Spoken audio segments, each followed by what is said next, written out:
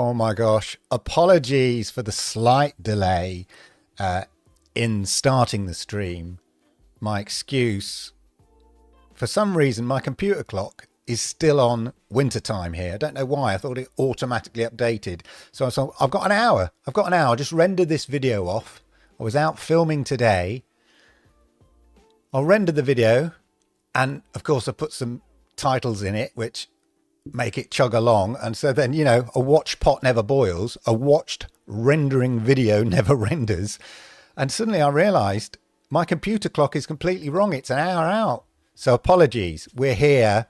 Gomen very much. Yokoso, yokoso, yokoso, as I like to say. Welcome, welcome, welcome to the Level 50 Lifestyle live stream. A sort of celebration, recognition that it's been 12 months since I retired. I think I retired on the 27th of March, something like that. And so I thought I would mark the occasion. Obviously, I did a video about it. Why wouldn't I? That's what the channel's about. But I thought I'd sort of chat a bit more freely with you, answer your questions and stuff like that. So that's what this is all about. So if you've got your questions, put them in the chat. I'll be highlighting them like this from Leighton Gill. Good evening, sir. People from Florida listening. Love that. Happy retirement versary, Clive. Love it. Gen X Gemini, howdy. How you doing? It is 6:30. It was me. I apologize. It sort of summed up my week this week. It's been a crazy week. It should have been a super relaxing, chill week. But whenever you expect something, Fortune, she loves to, bless her, Fortune the god. And I'm calling it a she because that's what the Greeks and the Romans called her. Fortune loves to kind of pull the rug from you in terms of expectation when you think this is going to be a great week. You know, my son is off skiing. I've got the whole week, you know, by myself. It's going to be lovely. My partner's birthday, I could celebrate that with her. We can go off and do stuff. Then disaster struck. Anyway, the point is, I'm fine. I'm fine with it. I'm chill. It's all part of my stoic well-being. But yeah, there you go. Crazy week. Yeah, it's UK time. Well, we got this pasty started. I've just been down to Cornwall. Do you mean party? Oh, I could do with a pasty. I love a pasty. Hey, how you doing there, CFG? Konbanwa! Yeah, exactly. Sorry about that. I could have just butted in with the 4 minutes, but I kind of needed the time to decompress, get ready, not panic and all of that. That's me. Hello from Florida. Great to see you. Thanks for the videos, Clive. Question for you. How did you find going from a saver to a spender? I found it very hard, to be honest. Yeah, it is. It's one of the big things, I think, retirees who have to draw down from their investments. I mean, I have a pension, so it just pays into my account. So I don't really sort of, that part of it, I don't sort of see as, I mean, it's defined benefits pension anyway, but even if it was from my pension anyway, because it's sort of paid in, I sort of see it like a salary, if that makes sense. But I do draw down from my savings. But again, that's a kind of regular payment I've set up. So I sort of see it like a wage, if that makes sense. So it makes it slightly easier than sort of drawing down as and when you need it. I have a sort of fixed amount that is drawn down, and then I try to live within that means. And if emergencies come up now and then, obviously I have to dip into those savings or whatever it is. Or in this case, you know, fortunately, YouTube has helped out a little bit here and there for kind of a couple of emergencies. But yeah, the subs are stratospheric. Thank you very much. Well deserved. And actually, I was looking at them today. I don't think we're going to hit 70,000 today. We're at 69,774. So thank you for all the subs on the channel and the support and all the comments. 98%, no, 99% of the comments I get are really kind of positive. The videos seem to resonate with some people. Obviously, there's that 1% they don't resonate with, but it's like that joke I think it was Ricky Gervais said about the internet is a bit like a village notice board, and you kind of put up there, you know, Spanish guitar lessons. I'll teach Spanish guitar lessons and you put a postcard on the notice board, and the internet is equivalent of somebody coming along and putting another postcard underneath going, but I don't want Spanish guitar lessons. It's like, okay, it's not for you, So, but yeah, generally great to see the thing resonating with people. We're getting community of following, and people seem to like it. So yeah, maybe 70,000 subs by Friday. It's hard to sort of tell sometimes, We'll see how the next video does, or the current videos are doing. I mean, they're doing okay. The early retirement one, YouTube tells me how they're performing relative to other videos and stuff. And it's doing 4 of 10. So it basically means of the last 10 videos, it's the 4th best one. If that makes sense. I can get very drawn into my stats, my YouTube stats. It's a lot of fun. Yeah, we're here. Very excited. Hello, Clive, indeed. Cheers. Got the popcorn ready. Good to see, Chris. Clive, we have a new verb in our house from us, Latin we in. Clive J. Done. Dutch. Let's do a Clive. I like that. I should share it in Dutch. I know. I'll butcher the Dutch accent. Latin we in. Clive J. Done. Let's do a Clive. I love that. Brilliant. Thank you for that. Flagstaff from Arizona. Wow. It's amazing, actually, how the experience is sort of fairly global in the Western world. So, you get it I get fans from North Europe, Scandinavia, Australia, America, Canada, all those sort of things. So it's good. Indiana is Gemini X.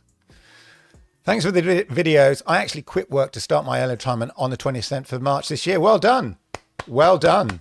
It's an exciting time. That first few days just feels like it feels like Christmas in a kind of weird. Well, like what I mean is like a childlike wonder. It's kind of exciting. It certainly was for me. So yeah, enjoy. Working and lurking. Yeah, but my question is, how surprised were you channel took off? Very, very surprised. I'd always planned. I've got like a gaming sort of channel, a gaming and tech channel, which is always what I called my main channel, called Clive Illenden, YouTube Clive Illenden. And, it took me 7 years to get to about 10,000 subs. And I was quite proud of that and all of this. And this channel back in February last year had about 500, 600, maybe 1,000, maybe when I retired. And I'd started talking about my thoughts about retirement. Should I retire? And then making the decision, yeah, I'm going to definitely retire, and the process. And it, started picking up. But I guess the one thing I know, I've learned a lot of things about YouTube over the last 10 odd years, at least 10 years I've been doing it. And I've sort of compiled that all into this sort of channel. But now I'm retired and have the freedom to sort of spend more time doing it, or at least because I did it as a sort of a hobby because I was still working and stuff, and that's fine. And I still did live streams back in the day. I had a gaming community and we did live streams on a regular basis on a Monday evening, as it were, just like this. But I took those learnings, but then having retired, it's allowed me to kind of be consistent and be regular. Ooh, says the doctor. And that's what I think you've got to be with YouTube. Be authentic, be genuine, talk about your experience, and yeah, just be consistent. Like the Dutch person there saying, that let's do a Clive. They're kind of thinking, when's the next video coming out? You know what I mean? So that normally it's a Saturday at 1 p.m. on a Saturday UK time, or a Wednesday 6:30 UK time. And then I've started doing sort of podcasty ones. So I've got another one coming up maybe on a Monday, and I might have some reviews coming up as well. So they won't be Saturday and Wednesday, so they'll dot it around. So yeah, but I was still super surprised, and it makes you want to double down. I've always kind of wanted to be a YouTuber, even my old age. When I first started YouTubing, I tried to get my kids into it when they were about 8 or 10, because I thought, well, I'm too old for YouTube. It's a kids game. It's all like kids playing Minecraft and all of that. So I'll get my kids into it and I'll be able to be a YouTuber vicariously through my kids. And the novelty kind of wore off for them But I kept going, and here I am. And now my kids, ironically, are kind of super proud of their old dad, even though they're like in their late teens, or in my daughter's case, she's 21. They're like, yeah, my dad. They love telling their mates, oh, my dad, he's got like, you know, nearly 70,000 subscribers. And all his mates are going, oh, that's amazing. You know, it's got real credibility. In fact, funny story, I was seeing my son off for skiing. He's gone to Andorra, and all the other parents were there, and I was just chatting away to him, and a bloke next to me, he turns around and he goes, oh, sorry to interrupt you. He goes, Level 50 Lifestyle. I went, yeah. He goes, I watch your channel. You've made me be, you know, you started making me think about retirement and stuff like that. And I was like, oh, pleased to meet you, you know. So it's quite cool, you know, to have somebody sort of spot me, you know, for my kids and stuff. But anyway, there you go. Greetings from Holland. When you want to visit the North Holland, oh, I do. Visit us in our three tiny houses. We live and rent out. Early retirement payout.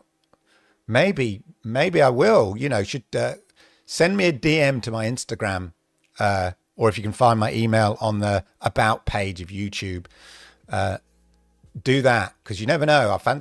I want to do, I don't know if the question will get asked, but in terms of year 2 and all that, I want to do a bit more, just traveling a little bit more, maybe just like longer weekends or weeks here and there in Europe and stuff like that. So, yeah, maybe Holland, Netherlands is a destination. I thought we were meant to call it Netherlands, by the way. Sorry. Hi, everyone there. Denise. Is that Denise? Yeah. Lovely to see you. Hi, Clive. I want to retire next year. I've done all the sums and I can afford to, as mortgage will be repaid. Get in. I'll be debt free. Still worried that it might not work. That worry is natural. That is a natural worry. Right? And you can stare at your spreadsheets over and over again. But if they're coming back with the same answer, it's going to be all right. It's going to be okay. And you know what? If push comes to shove, there are ways to make money if you suddenly have to, you know, as long as you don't have to suddenly make loads of money. But if you adapt your lifestyle so that you don't need lots of money, or, you know, you're not chasing the dream or whatever and all of that kind of stuff, and you don't need consumerism to kind of be the central part of your life, there are ways to make money. And I don't mean just side hustles and stuff, like just getting a part-time job for a little while. I get comments, people who are, oh, I do a bit of work here for like 3 months, if you have to, and then they use that money to go away or something like that. So there are ways to, you know, to get it sorted. The key thing is being mortgage and debt free. For me personally, some people would argue, oh, keep your mortgage because your investments will earn you more than you pay on your mortgage because mortgage rates are so low. How true that is nowadays, I don't know. But not having a mortgage and not having debt just frees you up to make choices that perhaps you couldn't make because you're kind of anchored down. They are like chains, like I want to say in the Christmas Carol, anyway, the ghost that comes to see him, he's chained down by all his sins of his life. But mortgage and debts are like that. They're like chains around your neck. I should know. My son is studying. Oh dear, I can't remember his name. Anyway, when I'm trying to speak out loud, sorry if the camera keeps going. I think it's the dodgy electrics. But anyway. So what is what YouTube pays? I have a travel channel. I might be interested in transitioning to a similar channel as this, especially in retirement for US. If you enjoy making content in terms of YouTube, just do it. Just keep making it. And, you know, in the words of that movie, you know, you build it and they will come, that kind of thing. I think it's a lot of people give up on YouTube, but I think if you're just focusing, oh, I just want to make money or I want to do it as a side hustle. But if you see it as a genuine outlet, which it was for me, I enjoy it. I enjoy the sort of the strategy behind it. I enjoy making videos. I enjoy writing stuff. Sometimes I write the scripts. Sometimes I just go out and I've sort of rehearsed the ideas in my head that I want to talk about, and I'm passionate about it, so I don't need a script. I can just blurb it out and then tidy it up in the edit. Others, I want more structure. I'll spend time researching it and then writing a script. I was writing a script this morning. I had the idea, so it was quite easy. It came out very easy and stuff like that. But if you want to make money from it, you have to be consistent. And to be consistent, you have to love doing it. Otherwise, it becomes a chore, and then it is a job. I had a comment only a little while ago, just like I was going through some comments on YouTube because I try to respond to as many comments as I can. And somebody says, "You're not retired, you make YouTube videos," which is a common theme or phrase that I've seen on in comments before. So yeah, and you know what? And I've said before on YouTube videos, you know what? They're right, but it's not full time. I'm not doing this 9 to 5. You know, like today, when did I start work? I had the idea for a video last night, did the research this morning about 11, and went out, wrote it, went out, filmed it, came back, edited it. And I finished at 6:30. So probably round about, I'd say, maybe 5-6 hours it took me from concept to finished editing. Roughly takes about, I'd say about 5-6 hours, everything uploaded, all of that. And I do two a week. So that's like 2 long half days, maybe 1.5 days work tops of the week. And my week is 7 days. Because, I don't see them as rest days, because I have all the days are rest days. And in fact, me going for a walk and making a video is relaxing and quite fun. So yeah, so anyway, the thing about YouTube is be consistent, be regular, and you'll succeed. But you've got to enjoy it, because otherwise you'll get bored with it and then you can't be consistent. Funny how you came to my YouTube feed. I'm sure Google is listening to me talking. Yes. I hope my employer isn't listening. Oh my gosh, yes. I know what you mean. You do get that kind of paranoid fear that my home speakers are listening, because I'm talking to something with my partner, and then suddenly, we're watching YouTube and an ad will come up for exactly what we're talking about, and you think that's too scary. There is a kind of, it just shows how accurate the algorithms actually are. We're downsizing our home and figure it'll free us up financially to semi-retire in a few years. Yeah. In my sort of planning, because in my retirement planning, the downsizing is part of that. And part of that is freeing up a bit of money. They say, and again, I'm not a financial expert, but they say there is a spending curve. Is it spending smile? Yeah. So your spending in the go-go years is high, and then in the slow go years it slows down. I'm doing a U, if you can follow, a smile. So then it slows down, and then in the no-go years, maybe medical reasons, home, you need a home or whatever it is, nursing home, all of that rubbish, it goes up again. So you need to sort of structure your retirement in that way. And I've got a pension and savings, and I can downsize a bit later in life. Then my state pension will come in about 10 years, 8 to 10 years. So that will top it up a bit as well. So yeah, I think that's a good way of doing it. Yeah, year 2, more of the same, and a bit more travel, and maybe lingering in places a bit longer. Yeah, very impressive with the number of people, 116 concurrent viewers. I used to do a stream every week with a sort of gaming community, and if it topped 30, I was blown away. I think that is amazing. I've done streams with 5-8 people, and that's fine, it's relative. But now I do these streams on this channel, yeah, 124 concurrent viewers. Like, wow, unbelievable. How much time do you spend researching YouTube videos each day? So there you go. As I said, maybe it takes me 5-6 hours from, depending what type of video it is and how complex it is, but it can vary. I've done things in 3 hours, 4 hours, but I'd say up to 6 hours from the concept to me uploading it, doing the thumbnail, doing the description, all of that. Yeah, up to 6 hours. And as I said, I do 2 a week. So it's not, it's fun. And it's not full time. I do some extra videos. So like I interviewed this lovely couple, video coming up, who, they early retired. They sold their house. Once their kids have left home, they sold their house and they bought a houseboat, and now they give watercolor painting classes. Really chill, really relaxing lifestyle.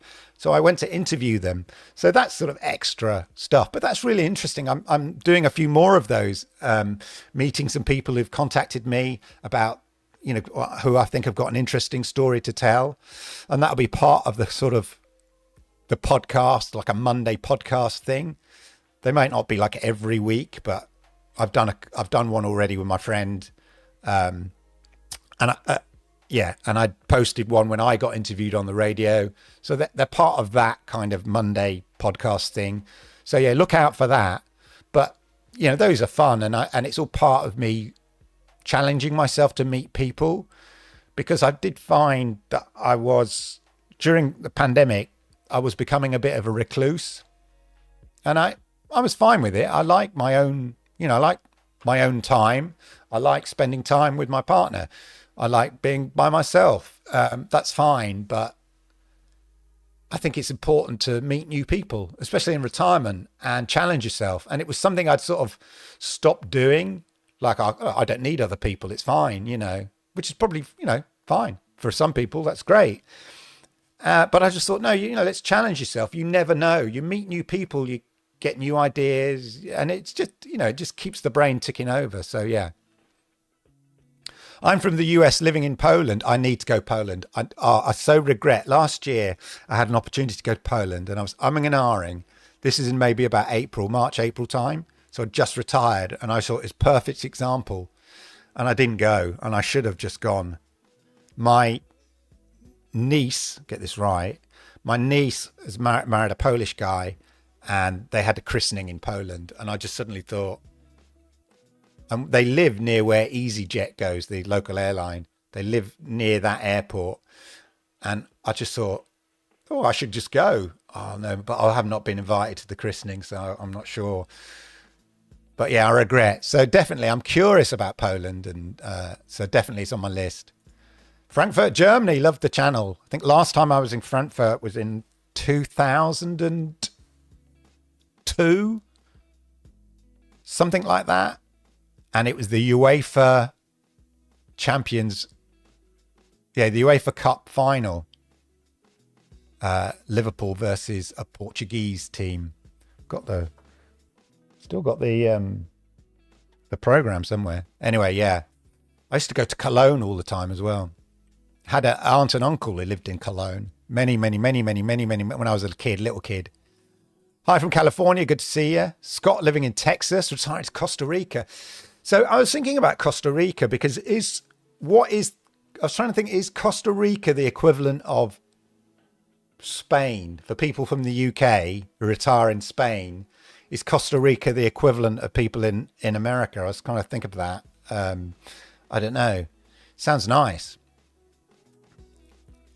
Oh, gone too far there. Considering taking voluntary redundancy in April, can't wait. Yeah, I took it. It's funny because I was just thinking about that. One of the equations that I made is like, okay, I want to retire by the time I'm 60. And the trouble is, if I didn't take voluntary redundancy, I'd still have a mortgage at 60. And so that was factored in. I was able to use a bit of my redundancy money, a bit of some tax-free pension money to clear that mortgage. but I wouldn't have been able to do that when I was 60 if there'd been no retirement. I mean, no redundancy, but I mean, sod's law, there'll be, knowing the company I worked at, it came around every 5 years, but you never know. You can't rely on it, these things. But yeah, and I was just ready to go. So I just took, even though it was maybe a little early, maybe a year, 2 years earlier than ideal, there's never a perfect time. So I just took the gamble, went for it. So glad I did. But yeah, it's a great way to do it. Hi, Clive. Where would you say is a must place to visit in Japan? I'm hoping to go in the next few years. Well, I think you've got to do the obvious first. Get it out of the way. Japan is a massive country and there's so much to explore. My partner wants to go to Hokkaido, which is north. And I think, yeah, that looks really interesting. Obviously, the first time I went to Japan was on business, so that doesn't really count. That was like, I want to say 25 years ago, something like that. But the more recent visits, the last three, first time, obviously, mostly Tokyo, get it out of your system. I like exploring some of the neighborhoods of Tokyo. It's a bit like the neighborhoods of London, some really cool, I lived in London for quite a while. And, used to hang out in Notting Hill, Ladbroke Grove, Portobello Market, or you go to Camden and all these cool places, And so I sort of do the equivalent in Japan. They're like really cool, Meguro City, whatever. There's a fantastic roastery, Starbucks roastery there, and the river, and just lots of really, not obviously go to the touristy places, but some slightly less, touristy places that are slightly cool with super coffee shops and bakeries. Oh my God, they love their bakeries. Beautiful, beautiful bakeries and food and all those sort of things. Second time I went to Osaka, and the third time I went to Kyoto and then Tokyo again. So I went Osaka, Tokyo, and then third time Kyoto and Tokyo. I think we'll always end up a few days in Tokyo. I still want to go to Hiroshima and then, further up north and explore in Sapporo and Hokkaido and stuff like that. I think, is Sapporo up there? I think it is. But apparently the milk around Hokkaido area, because of the cows and the grass they eat, is amazing. So the ice cream, they do like a sort of ice cream thing. It's meant to be amazing. I read a Japanese novel called Butter, and I think it's set up north and stuff like that. But yeah, so I would definitely say go to the touristy places, Nara, where the temples are, amazing temples, and Kyoto and Tokyo, and then just experience it. And then if you do get a chance to go again, then explore a bit further. You got me researching how I can retire early. Hello from the West Midlands. Good to see you, Leighton. Yeah, it's interesting because until I kind of thought, the voluntary redundancy is on the table, opportunity to retire, I hadn't really researched it that much. I'd just gone through the obvious, like, oh, right, yeah. I could go online and check what my pension would be if I took it at 60, or check what it would be if I took it at 67, and just thought, oh no, I'll wait till I'm 67 because I'll get more pension. And that was it. A very simplistic way of looking at it. And it wasn't till I started researching it more that suddenly you go, oh, actually, there's all these ways that you can make it work. You make your money work in different ways. Or taking your pension early, although sounds counterintuitive, like you start getting it now. I went to a retirement workshop and the pension guy said, because when I looked on paper, you go, well, if I take my pension early, they reduce it, obviously, right? It gets reduced because you're taking it early. And you think, oh, well, I don't want to do that. I don't want a reduced pension, so I won't do that. But the difference is you're actually getting it. So say, for instance, you take it early at 55 and it's reduced by a third than if you waited until you were 65. The point is, for the next 10 years, you're getting that pension. So actually, to earn that difference that you would have made at 65 by waiting until you're 65 and getting a bit more on each month, the difference, you'd have to wait until for about another 7 years to make up that difference, if that makes sense. The point is, you're getting the money now. And that was a real kind of eye-opener moment by taking him. There is an advantage not for everyone. I'm not a financial advisor. You got to look yourself. But in some cases, taking it early because you're actually getting the money early. So, yeah. Visit me in Poland. Definitely. I really want to go to Poland. I'm in the US having my Polish citizenship eligibility. Maybe, look, actually, Blake, again, contact me by DM on Instagram or in the About page on YouTube and see if you can find my email by all means. As I said, I'm planning to visit some people who've contacted me since this channel in the UK. I'm going up to Chester. This guy in Banbury that used to live in Japan and all that kind of stuff. Maybe pop in for coffee and stuff. Yeah. Having my Polish citizenship eligibility by descent. Well, that's good. I have been to the US, yes, for work and pleasure. I used to, when I was in my 20s, late 20s, there was a thing called courier flights. Now, when I explain this, it will sound really dodgy. It's not, it's all legit. But there used to be these things called courier flights. And, they were sort of like a little sort of secret for young travelers. And basically it just required you to take documents. So you couldn't take all your luggage because they'd be using you to take.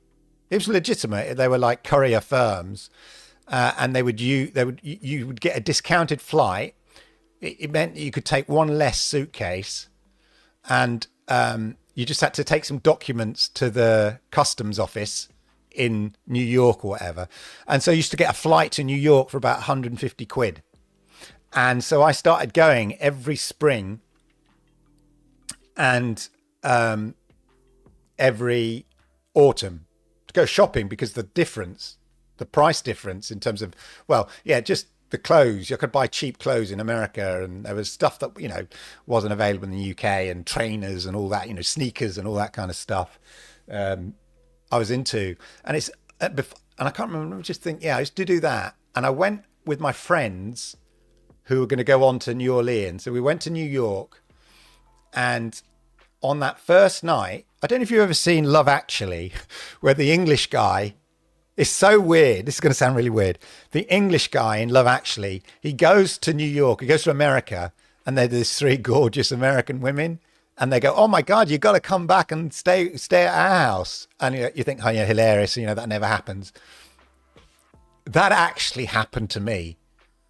I went to New York with my mates, and we met three girls in a bar, and I said, "Oh, my mates are all going off to New Orleans, but I'm going to stay in New York for a bit longer, and I'm just going to get a cheap hotel in Chinatown or somewhere around that, near, not far from sort of Soho and Chelsea. That's where they were kind of living."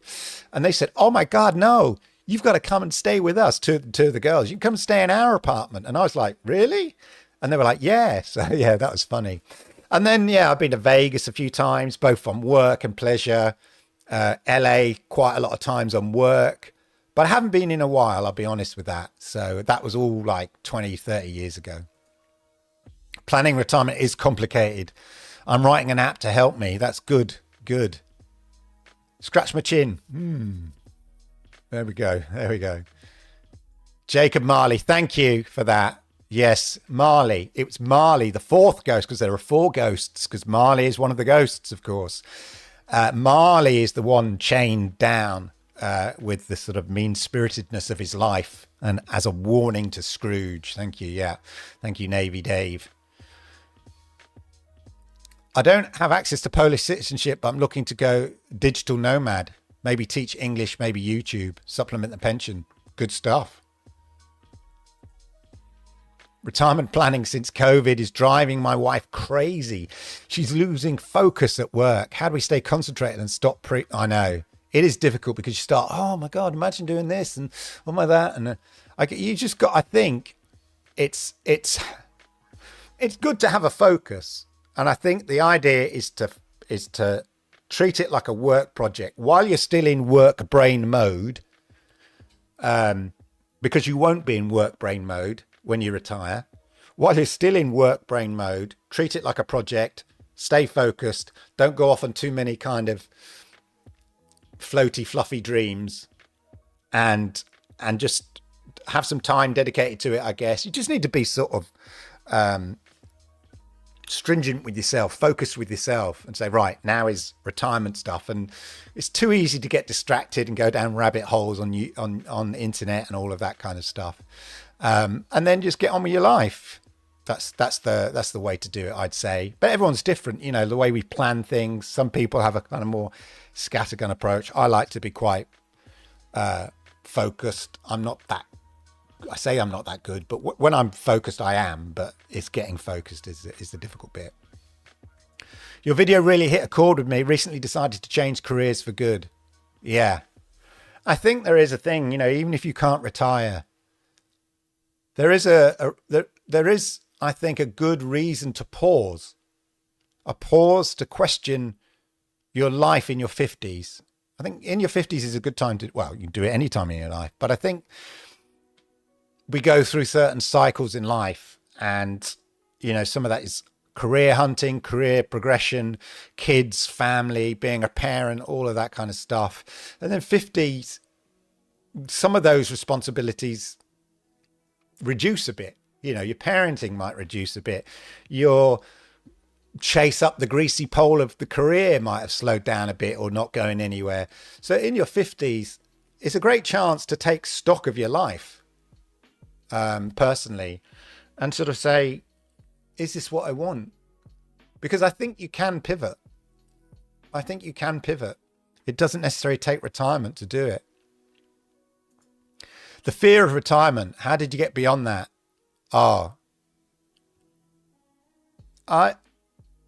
I think a lot of things, there comes a point, even if when you're in an outdoor swimming pool or the sea around the UK, even in the summer, and you go, let's go swimming, and you go, oh, you just don't want to get in. You might go in up to your knees or something, or you're on the side of a swimming pool. When I go to see my sister in France, even though it's really hot, the first time you're on the side of the pool and you think it's going to be really cold. Shall I? And it just takes a bit of, and you jump in, and initially it's like, oh, even though it might be 28 degrees centigrade. The point is, it's the actual temperature difference from outside the pool. So if it's really hot and you dive into what is effectively a warm pool on any other condition, the difference, and your body feels it. But it's that building up that initial nerve. And I think you can look at the spreadsheets as much as you can. You can do them and redo them and twiddle them and redo them. But it's like a bungee jump or anything like that. Not that I've skydived, but I've done sort of bungee jump type things. You just got to do it. Have faith in the numbers and do it. Yeah. Have faith in the numbers is the way I'd say it. You got more viewers than the ticker because there's two of us here on one view. Good stuff. Downsizing to a nicely done up house is a good way to keep your time free and get rid of problems. Yeah.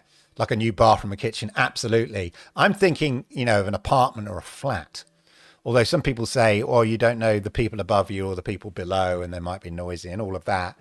But I think suddenly it makes a bungalow make sense. Although that to me is just really a sign of an old person. But maybe you can see why it makes sense.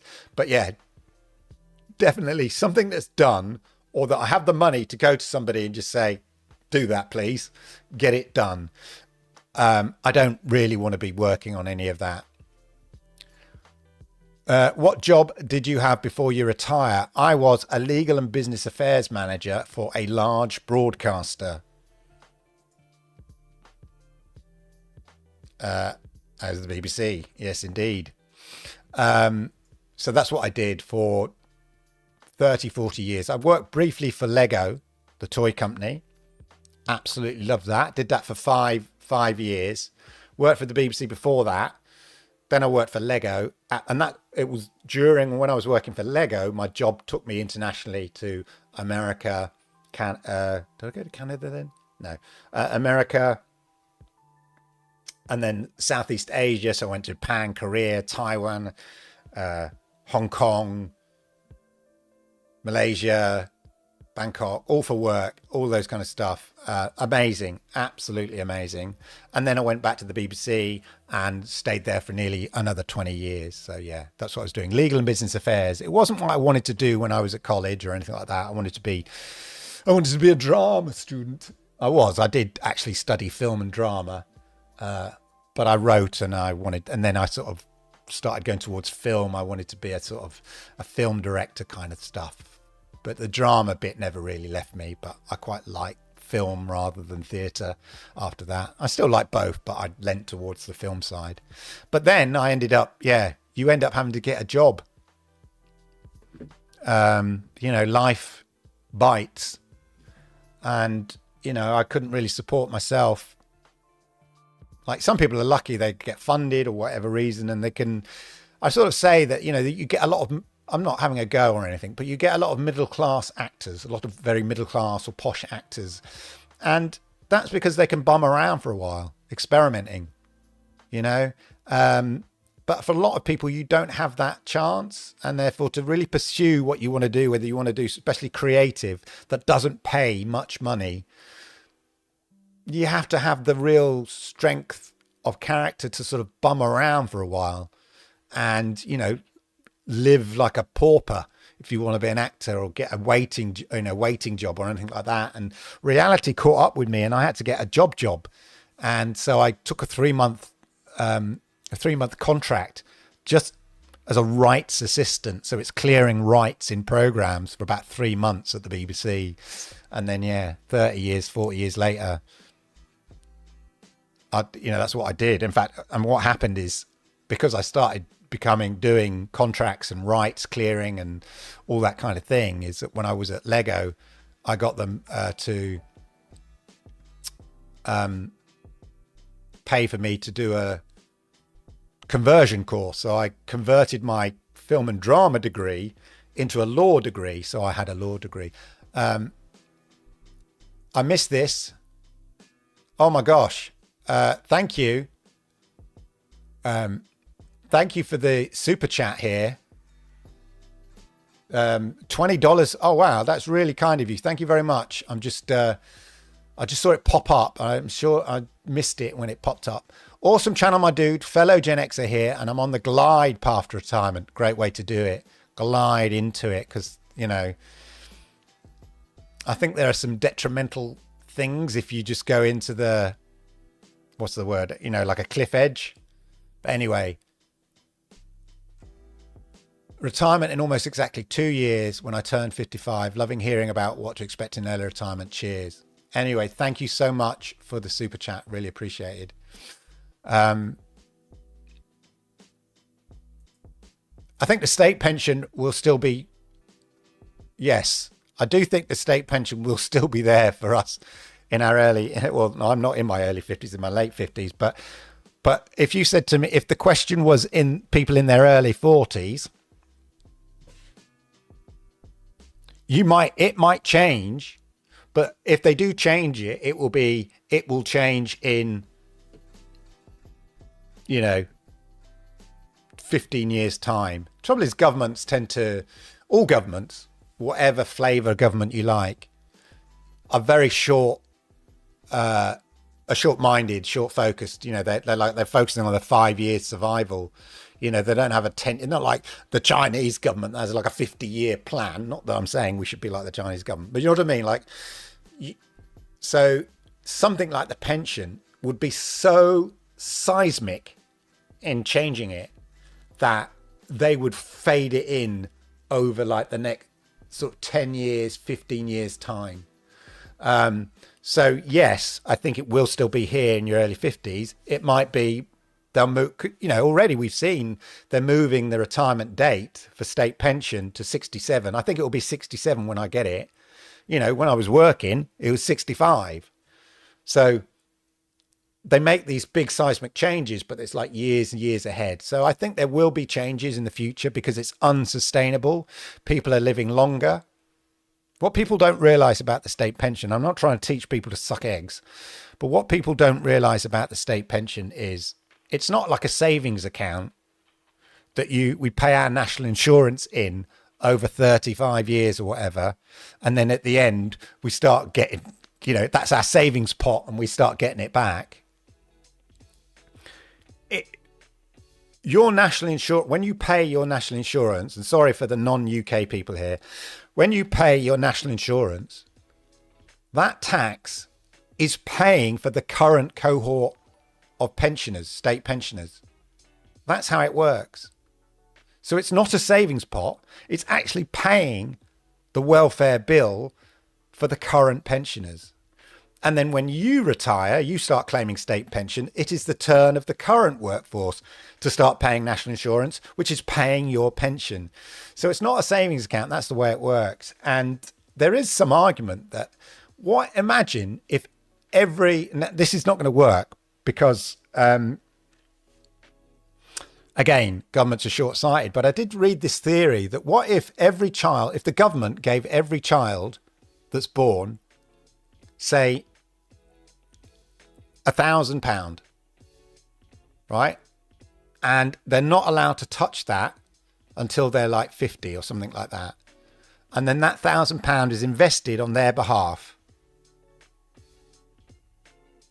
Then potentially, by the time they're 50, and again, I forget the maths, but by the time they're 50, that would have amounted to like, due to compound interest and all that, to some sort of significant amount of money. And then they could just get gifted that at 50.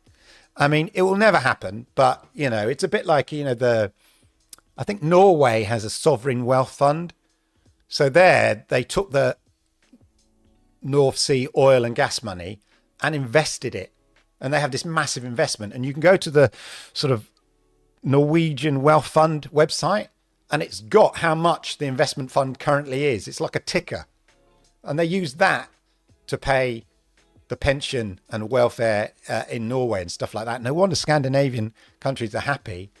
Unfortunately, our successive governments basically peed the money from the North Sea oil up the wall and all of that, so we don't have any of it. But yeah, anyway, so that's a long roundabout thing about state pension. My test of is Google Alexa listening was randomly fishing, trout, fly fishing. Did it work? Did it work? All right. Yeah, I do think it's the algorithms are just very accurate. You're welcome. Cheers from Warsaw, Poland. Love your content. Thank you, Lezek. A lot of Polish people in tonight. Greetings. I want to say Nostrovia, but that's probably Russian. I apologize. Hi, mate. Have you ever thought about getting a camper van or a dog? Not a dog. Don't unsubscribe. I'm just not a dog person. Sorry.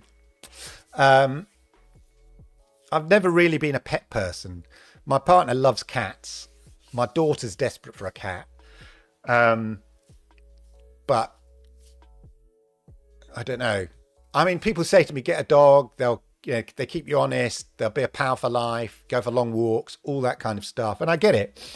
But I'm just not very good at looking after other people. I've got 2 kids. That sounds terrible, but yeah. Camper van. Yes, I did think about that. About 10 years ago, I hired a camper van and went on holiday with my kids. When I was first separated, I went on holiday with my kids and we hired a camper van and went to the Isle of Wight. It was great. Absolutely brilliant. I mean, the camper van we hired, obviously classic Volkswagen 1960s, 70s camper van, beautifully kitted out and done because they hired it out. It was a camper van holiday company.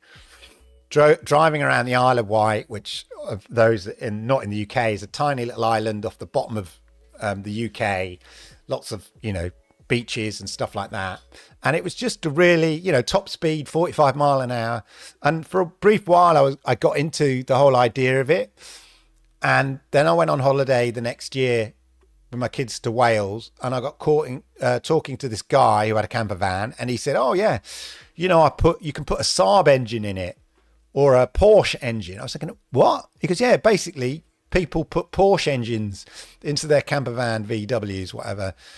And then on the way back from that holiday, I went to look at I looked up a camper van on Auto Trade on a sort of sales site. And then on the way back, we looked, it was in terrible condition and it slightly put me off. But I was thinking, but they're so expensive. But now, actually, I quite like my home comforts. Does the camper van come with a Japanese toilet is my requirement.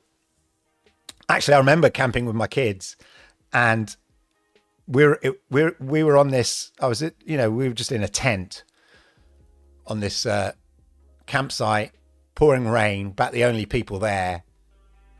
And all of a sudden, this massive, and I mean, it was a coach, one of these coaches that had been converted into like an RV. And, it had a garage, right? Basically, you could drive your car into the back of the coach. And then the side of the coach, it came out to give you an extra room. It was like unbelievable. I looked it up when I got home. They're like £1 million. And I just thought, actually, that's the way to go camping. Drive around Europe in that.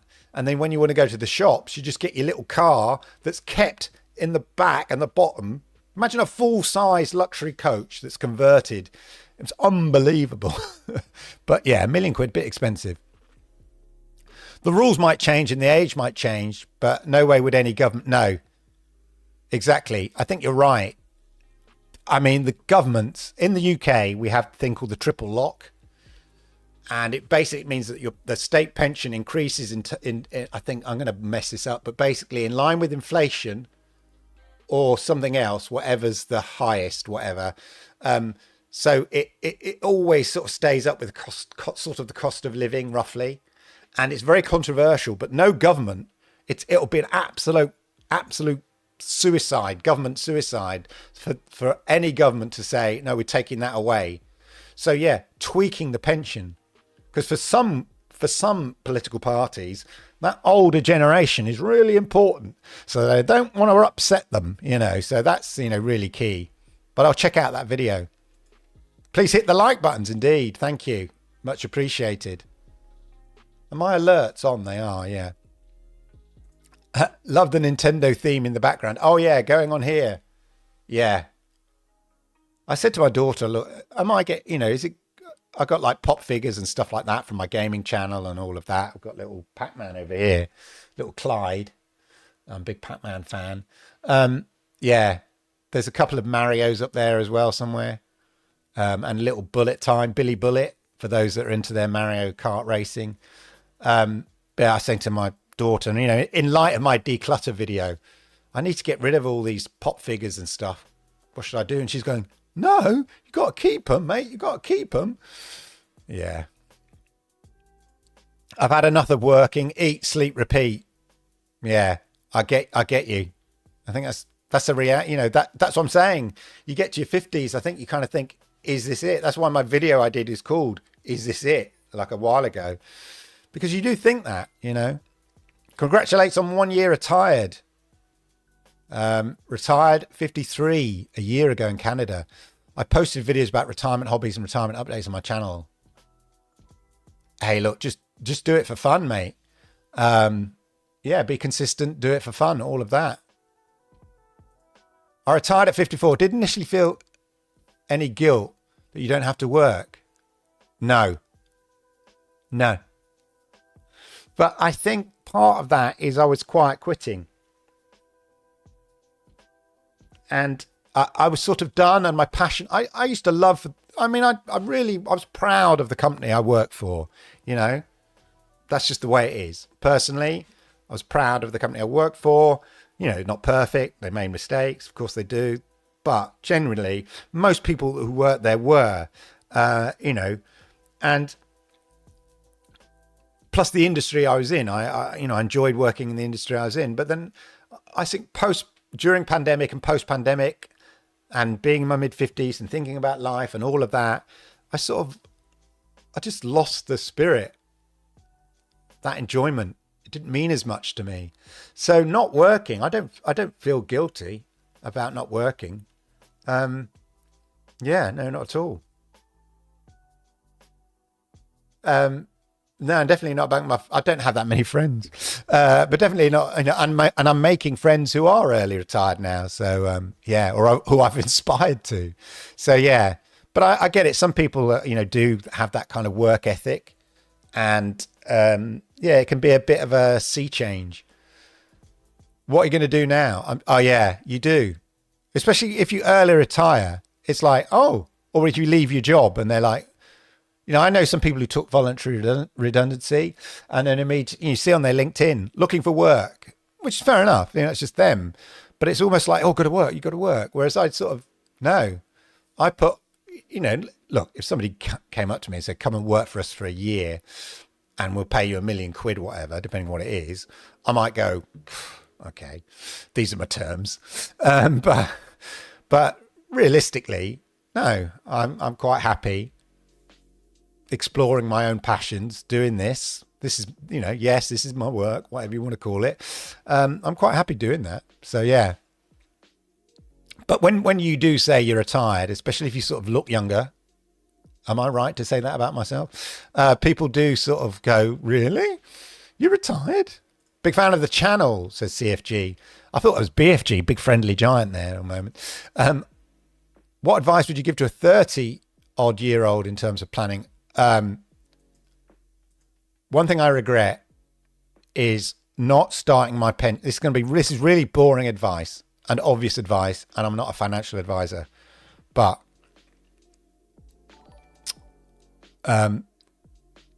pension was an option when I started working. They've changed the law in the UK. It's not an option now.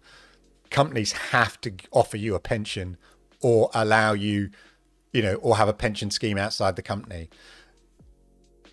Save, invest, compound interest and investment and all of that. As I said, I'm not a financial expert, but my advice is we waste a lot of money. Look, you're working, you earn that money, you deserve to spend that money, you deserve to enjoy that money. But we do, in retrospect, we do waste a lot of money on stuff.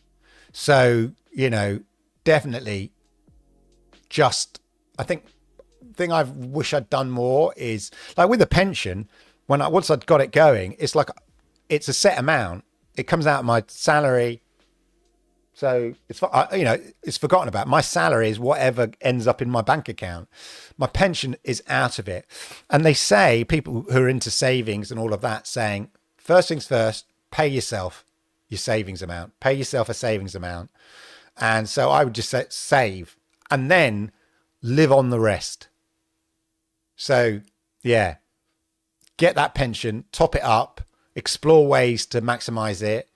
All these things, save as much as you can, whilst also living your life. You don't want to be a Scrooge all your life. It's a balance. But yeah, that's my one advice. And it will give you options, choices. Life, to me, is about creating options for yourself and not being forced into situations that perhaps you don't necessarily want to be. So yeah, if you can build up a pot of money, yeah, it gives you options. Greetings from Michigan, USA. Hello there. Hey, retired guy. How old are you when you decided to push the button? I was 57. I was 57. We're going to Tokyo in 2027. No. The trip to the airport no. You're probably worth getting. I mean, there are trains. It's complicated because there are so many options and it's finding the right one. But actually, there's something to be said. I'm not sure about the limousine bus from Tokyo, Narita Airport. Presume that's the one you'd be going into. I think it's Narita Airport. But when I went to Haneda Airport, Osaka way, I was going to get like a bullet train down to Kyoto, where my partner was. So she'd gone a week early to see her parents who live in Osaka, and then we're going to meet up in Kyoto. So I'd planned it all out. Or I'll get the train from the airport to the Shinkansen station where the bullet train goes, get the bullet train down to Kyoto, blah, blah. She said, no, there's an airport limousine bus. It's just a coach that goes to Kyoto. It takes, a couple of hours, few hours, but really nice. Just got on the coach. Not that many people on the coach. All the way to Kyoto. Simple. And I think there is a limousine coach to Tokyo. So it's definitely worth investigating. Brian from Ireland. Good to see you, Brian. Retired 53 2 years ago. Still have mixed emotions with my kids seeing me not work, etc. Yeah. I joke with my kids all the time. Oh, your dad's got no money, And they go, oh, Dad, shut up, man. Or they go, you don't work anyway. But I think they see me having fun and chilled and relaxed, and that's half the thing. Struggled with the answer, what do you do now? Still struggle. Because I just feel a bit not nonce, that's the wrong word. I just feel a bit of a bit of a prat sometimes saying, I'm a YouTuber or whatever. But I did see somebody in my comments say, oh no, I'm using the opportunity I'm using my time to explore opportunities or something like that. I don't know. That sounds a bit silly as well. But yeah, I still struggle with it. Because just saying I've retired, I don't know, because in the other person's head, not that it matters what other people think. Stoic principles. Just came from Amazon, How to Live Your Life by Epictetus, one of the Stoics. But anyway, yeah, you shouldn't really care what people think, but you do. And in their head, you wonder, do you have this visions of this old man or whatever? Or, I didn't know you were 65. Like, I'm not 65, you cheeky get. So yeah, I struggle. Yeah, if it wasn't, I'd still plan for 60, but it would have been tough. And I started thinking, oh my God, I'm going to have to start finding ways to save extra money. What can I do? I started looking in that kind of direction because I looked at the 3 scenarios. Redundancy, retire early now, or when it was, at 57. Don't take redundancy, retire at 60, or wait until I'm 65. And retiring now, redundancy, financially, was the second best option. The worst option was waiting until I was 60 because I'd still have a mortgage. I didn't have enough. And obviously, waiting until I was 67 seemed to be at the time the most sensible option in terms of the money, my regular income would be much better. But the reality is, actually, no, the best option was taking that leap early. It wasn't the second best option. Actually, it's the first best option. Because if you change, living my life more frugally meant that I could do that, but also enjoy more of my life than waiting another 10 years, which I don't think I could have done. I don't think I could have abided it. It just would have felt weird, odd. And 60 just wasn't going to work. So yeah, if voluntary redundancy wasn't an option, I was beginning to think, okay, I'm going to have to spend the next strategies or sell my house, or I was looking at strategies to maybe get out. I had like 5 years, maybe 4 years to sort of plan it to get out at 60. But fortunately, yeah, I didn't have to. Been following you some months. You're a fine guy. Thank you, sir. In real life, we could have been friends. Thank you for that. Welcome to Belgium. I used to go to Belgium a lot as a kid for mussels and frites. Yeah, mussels and frites on Bruges and Ostend, because there used to be a ferry from the UK for a quick weekend with my parents or whatever. Yeah, that was the first time I ever saw I was about 12, I think, and the first time I ever saw my dad absolutely leathered in terms of drunk. We went to a beer hall in Ostend, and I've never seen my father so drunk. It was so funny. As a child, anyway. Good question indeed, says Emma Sows. Strange question. How does an American accent sound to you? I'm not knocking you out. I love it. Great. It depends what American accent. The great thing is a bit like English accents. There are so many different accents in America, aren't there? So yeah, same with the UK. You can go 30 miles in the UK, and then you completely different accent. If you go to like Liverpool and Manchester, which is about 30, the cities are about 30 miles apart. Correct me if I'm wrong. Roughly about accents completely different. And then you travel the other side of the country. So I don't know how far that is, but not that far. You go to Newcastle and Sunderland. Oh my God.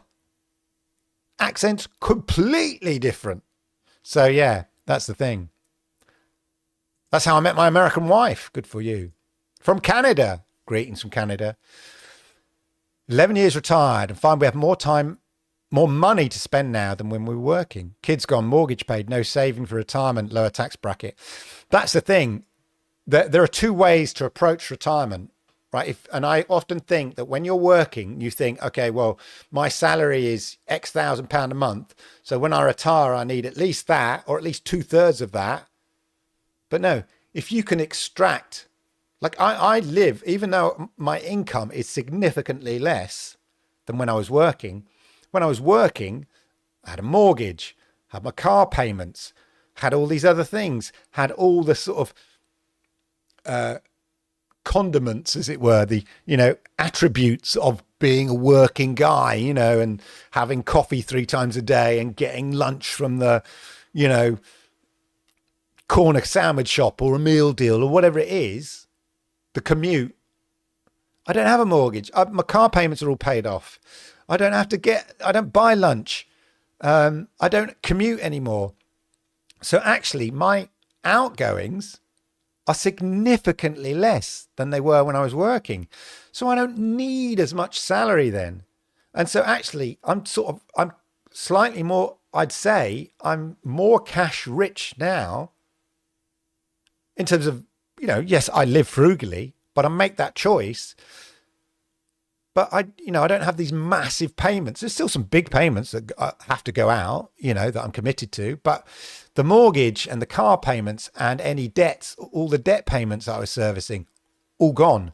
So when you approach it from that angle, can I get all my living costs down? Is there a way to do that? So somebody was asking me, they're in their 30s, how would they plan? I definitely plan at looking at trying to eradicate mortgage and debt, because the interest rate on that is so high that actually investing in that, paying that off, is an investment in itself. In fact, it's a better investment than you'll earn from investments, if that makes sense. If you can get your living costs down and eradicate debts and mortgages and stuff like that, then you don't need so much, and you might actually be slightly better off in terms of cash flow than you are when you're working, because you just get, again, I'm talking personally, but it's so easy to get into so much sort of consumer debt when you're working, because you're getting all this money coming in. It doesn't matter, mañana, all of that, pay on the never. Eventually the never happens, it arrives. So yeah, I get where you're coming from there. We were laid off last month at age 57. I don't know what that I have it in me to mount another job. Yeah. My father was a bit like that many years ago. I think he got made redundant in his 50s, and he just felt, his boss before he got redundant was like 20 years his junior. And he just thought, I've had enough. So he just got a part-time job in a local shop. No stress, walk to work. He used to drive all over the country. My dad is a sales rep for a big industrial packaging company. And all this nice suits. He used to wear fantastic suits, little silk hanky out the top of the pocket, all of that kind of stuff. Nice watch. Yeah. Got a local job. Used to put his little V-neck jumper on. Pop down, walk to work, walk to the shop. Love it. Come back, tell me about, he'd sold a ream of paper to someone, or a pen, like a Parker pen to someone or something like that. Loved it. So yeah, I get it. I get you. On my way to Ohio to London from Paris for vacation. Very nice. A lot of what you share resonates, Clive. I'm in my early 50s, just ended career break, returning part-time, balancing my other interests. Good way of doing it. doing it part-time. I think it's like a mini retirement, a semi-retirement. Again, thank you for the I can say thank you for the sub. That's what streamers say. Thank you for the sub. Thank you for the super chat. 14 months in, doing great, no regrets. Excellent news. I can retire at 57, can't wait. Good luck. I love it. In UK, they forever changed the goalposts. It's crazy that someone has to wait until 67 to pick up their pension. Yeah. Yeah, pensions are an old-fashioned thing, and governments are too scared to change it. You know, I had a theory that what if they got, you know, people, government, again, it's all very idealistic, but people talk about a universal income in the future, you know, AI taking over jobs and all that kind of stuff. So I had this sort of theory, didn't think it through very much, and it probably wouldn't work. So don't chastise me in the comments and all of that. But as theory, why don't they just let everyone retire at 55, give everyone at 50 post 55 like a universal income, right? And then that frees up the jobs for the younger generation. It never happened. It's a daft idea, but yeah. Some people like working. USA here, dogs are a pain but worth it. I think that's the balance, isn't it? I see people walking their dogs in the wind and the rain during winter. But they obviously clearly get a real joy out of it. And, you know, maybe I would. But I don't know right now. But yeah, no, I certainly see the joy it brings to people. This couple I talked about, I interviewed recently on their, you know, on their houseboat. They got a lovely little sort of, I think it's I want to say a French bulldog. Yeah, lovely little dog it is. But at least you could give it back. Semper Fi there. Thanks for the content, Clive. It's too early to be looking forward to retirement when it's 8 years away. It's never too early. Start getting your house in order is what I'd say, James. Like I said earlier, if you can start clearing debts, think about the way you spend money, change your, I don't know what your relationship is like, all of that with money, but you know, if it's a bit toxic because you're working or whatever, start thinking about that. And start cushioning things. It just makes the transition a lot easier. I'll be honest, you know, look, don't get me wrong. If you follow my channel thinking this was all planned out as a 10-year plan, it wasn't.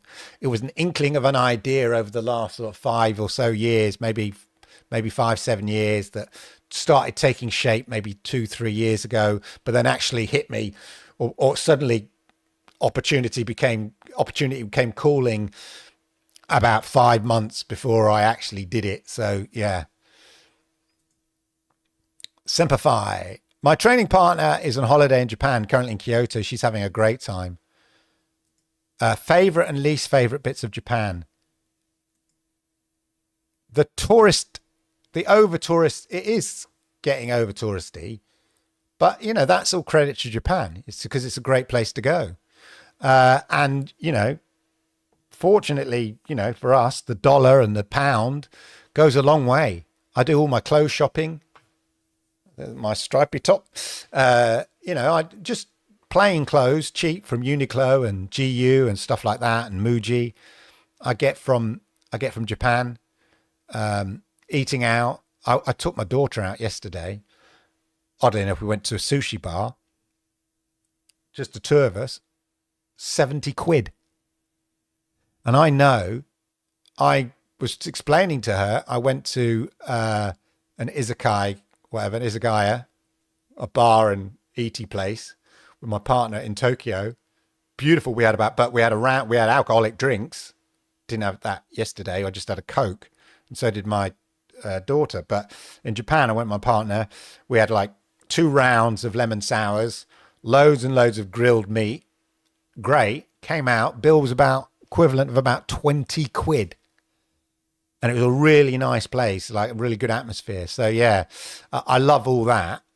I guess the least favorite, and I'm getting used to it, to be honest, is their reliance on cash. I'm a contactless guy. Yeah, I have a ring, actually. I pay for things with my ring. That sounds a bit odd. I pay with this little payment ring. So yeah, it gets a little, having to kind of, I don't know, it's not a real annoyance, but having to change my mindset a bit and carry cash around for those places that only take cash. But to be honest, it's not a lot I don't like about it. I just love the whole vibe, the convenience. There's a thing called Japanification, which is basically where Japan takes an idea, often from the West or whatever. They have their own brilliant ideas, but they take an idea from the West, whether it's pastisseries from France or whatever, and then they break it down to how into its constituents, how it's all made, and what goes into it, and then they apply that Japanese perfection to each step of it and that craftsmanship, and then what they produce is even better than the original culture that they've sort of imported. And that's what I'm saying, like the pastries and some of the food which they've imported from other places like France and stuff like that, and then done their own version of it, the Japanification. Amazing. And if anything, if there's a problem or an issue, like little tiny things in life, they've invented a solution to make life easier. Little, just tiny things. And the Japanese toilets. Oh my God. I so miss the Japanese toilet. I so want a Japanese toilet. Those that watched my £8,000 bathroom disaster, I said to the guy, no wonder it's going to cost me £8,000, because I said to the guy, could you put a Japanese toilet in? And he goes, well, I'm not sure I can, but if you send me the manual, I might be able to work it out. I'd love it. Probably won't happen. It is an expense, but anyway. So yeah, there we go. Planning to retire in 5 years' time when I'm 59. Scary part when my kids will still be 15 and 11. Yeah, it's weird. That is the one thing. I still have the responsibility towards my kids. I've got one and I factored all this in, one who's nearly graduated at university, and one who is doing their sort of GCSEs, which for non-UK people is like their high school graduation, although they'll be going on to do his sort of senior school graduation for the next 2 years, and then off to university.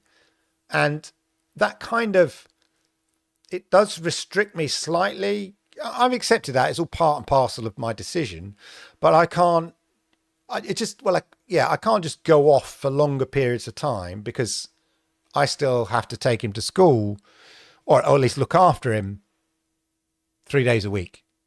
It's part of the deal, and that's all fine. But yeah, I factored that all in. So it is a bit weird when you still have kids that are still at school age and you've retired. But as I said earlier, my kids just love telling their mates I'm a YouTuber, or, they've got teachers who watch my channel. Apparently, they come up to them and said, is your dad that guy on YouTube? This is quite cool, really. What door-to-door day coach trips are available in your area, if any? I'm sure day trips. I could go out in the car a lot.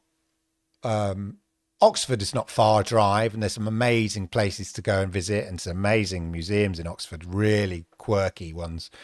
It's quite nice. London on the train is 45 minutes, maybe an hour away. There's also a canal trip. You might sometimes see it when I'm walking along the canal. A lot of OAPs, a coach trip comes, drops them off in the village I live, and they all get on the canal boat, and then a horse pulls them along part of the way along the canal. Very relaxing. So yeah, lots of things to do if I really want to. But I want to explore further in the UK. There's so many places I still haven't been. I had a Cody 1974. Is that the slightly more 70s looking one rather than that 60s looking one? Equipped with a pop-up tent. Yes, I had one of those, and we camped. And one of the most on the coast of the Isle of Wight, on what was one of the most windy. The night before, they had gales of 100 miles an hour. I think that night they had 80-mile-an-hour gales, and we were right on the cliff top. And my daughter was in the pop-up tent bit, and I never slept. I was underneath, like thinking, oh my God, is that thing going to blow away? It was so crazy. But yeah, tent, stove, fridge never worked, and the furnace I never tried. It's driving a butter dish along the highway. You get so used to power steering in a car, modern cars, that you have to, A, you go 45 mile an hour, and B, you have to kind of feed the steering wheel around like driving an old truck or something. Yeah. One is just called Clive. Yes, you have access to them. One is just called Clive Illenden at YouTube. And the other one is an AI channel that where I just do about AI news. Although, in fairness, I haven't updated it. My plan was to do, when I retired, is that I would do all three. But it's like spinning plates, and I'm less interested in the AI stuff now. I think the kind of the novelty of the sort of stuff that was happening. I mean, still exciting stuff happening, but that novelty sort of worn off a bit, the topicality of it. So I don't really do much on it. But the Clive Illenden, occasionally I do a bit of gaming news, a bit of tech reviews and stuff like that. I'm going to be doing a tech review on this channel. I hope you guys don't mind, but it's to do with retirement. I don't know if you can see it, perhaps not. But I got a walking machine, like a walking pad. And I think it's quite interesting. So I thought I'd review it for this channel, actually, because I do walk and talks. But the weather's sometimes not always good. Can I answer Nick's question? Have I done that? Hopefully I have. Let me know, Emma. Apologies. I've tried to cover everyone's question. So if I've not done Nick's question, I do apologize. I'm just whizzing through here. I'm trying to answer everybody's question. So I'm assuming I have. If I haven't, I apologize. COVID was like going PT. Exactly, it was. I suddenly realized I could do my job. Because I used to like stream a bit, like live stream as a hobby.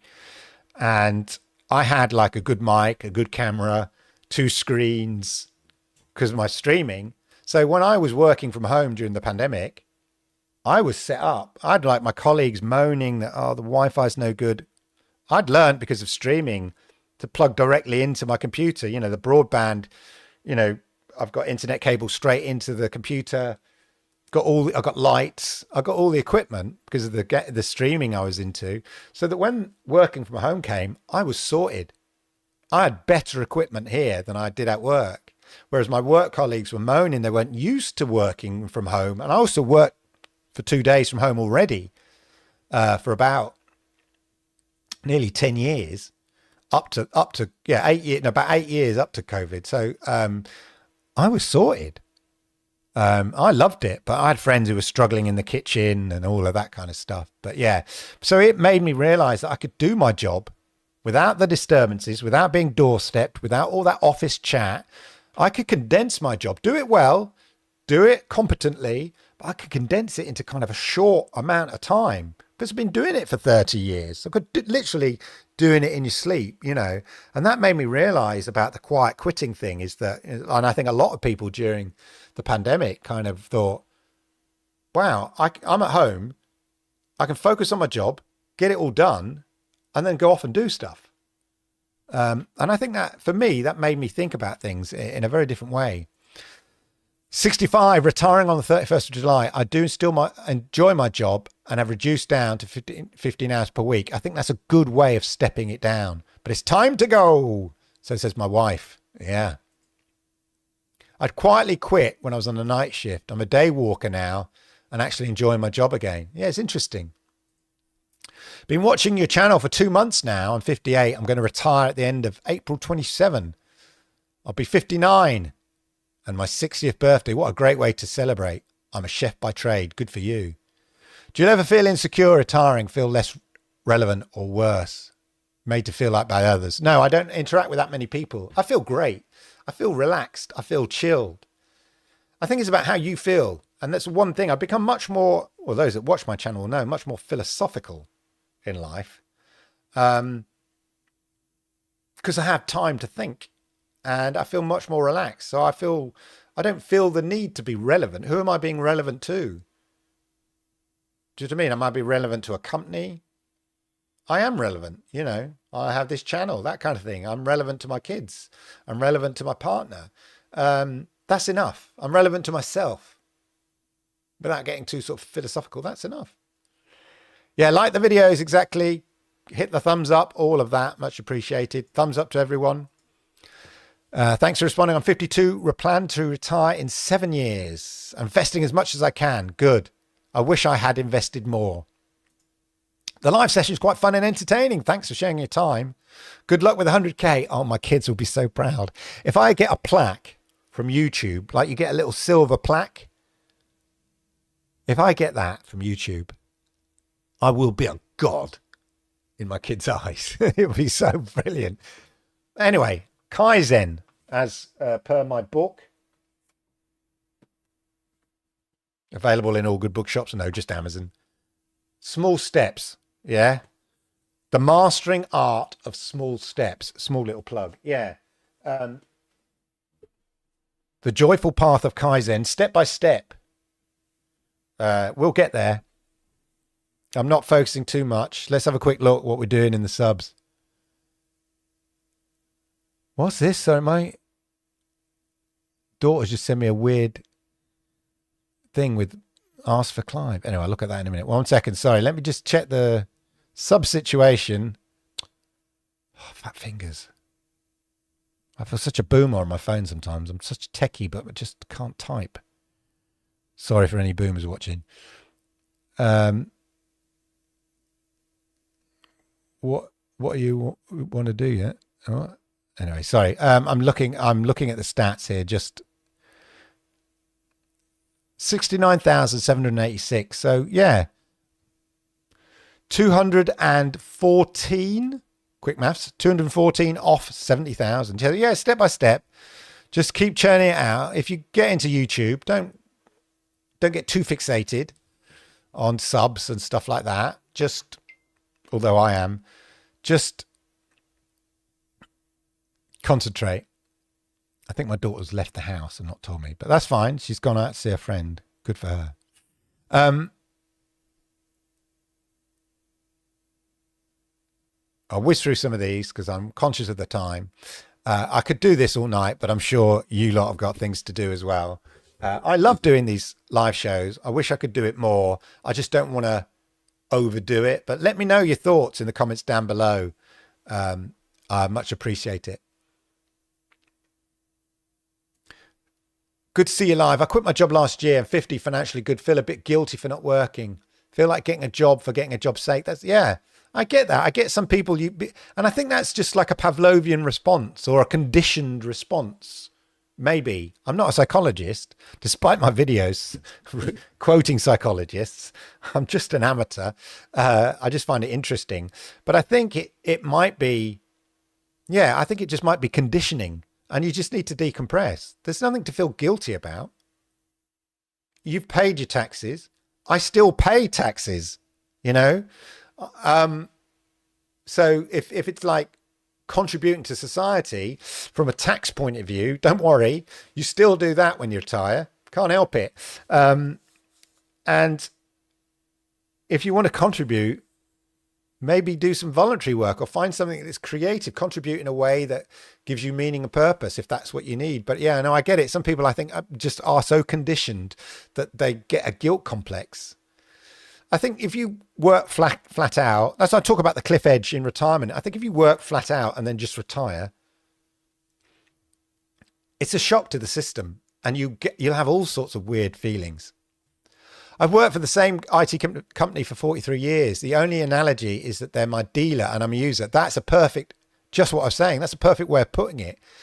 It is like you've become addicted to it. You become reliant, or like a sort of Stockholm syndrome or whatever it is called, you know?